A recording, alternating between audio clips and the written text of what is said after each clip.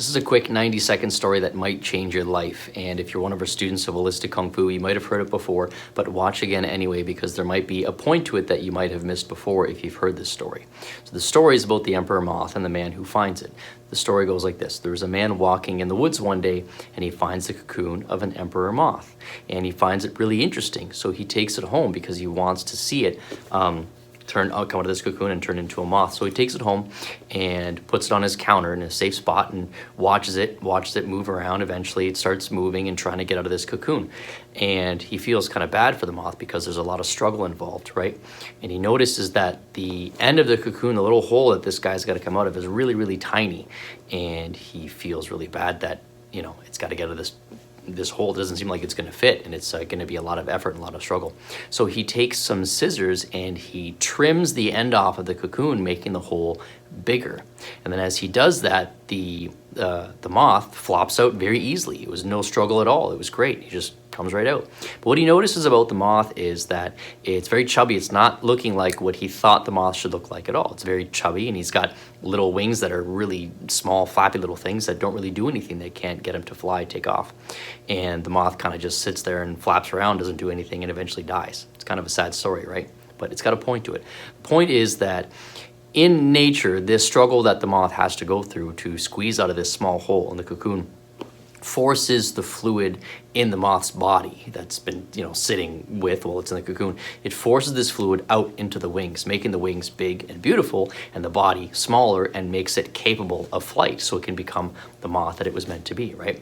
So what the man did was, when he trimmed the hole trying to help out, actually what happened was he, prevented the moth from going through that struggle that it was supposed to go through in order to become what it was meant to be. Right. So this, on one level, this is the story of Holistic Kung Fu, in that we recognize the struggles that we go through help us emerge into the person we were meant to become, right? And another lesson to this is that a lot of times we're very compassionate, and compassion is important, but if we don't balance out our compassion with wisdom, it can often have disastrous consequences. And a lot of times we see this in the world right now. They have a lot of compassion, which is great, but they don't have wisdom to balance it out. And if we don't have the wisdom to go along with compassion, a lot of times we think we're helping when we're not, right? So another level you want to think of this on, okay, is, well, if the man was wise, he might have taken a different approach. What he would have done maybe was, kind of watch over this thing in the forest and kind of take a step back and watch the struggle happen. Meanwhile, preventing any real danger from happening to the cocoon, maybe, swatting away birds if they came and messed with it or something. But otherwise, just kind of sitting back and watching this process take place, right? Sure, having empathy for the struggle, but understanding that struggle was what that moth was supposed to go through. Okay? So now, ask yourself this.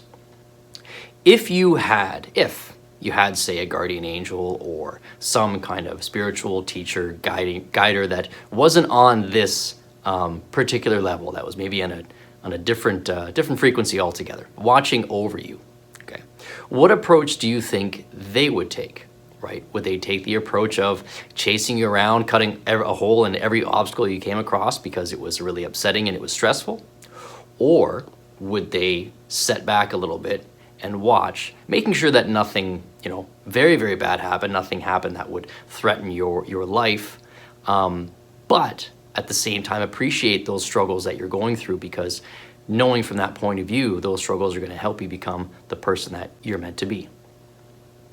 I can't completely speak to whatever my guardian angels are doing, but I'm pretty confident I know their approach.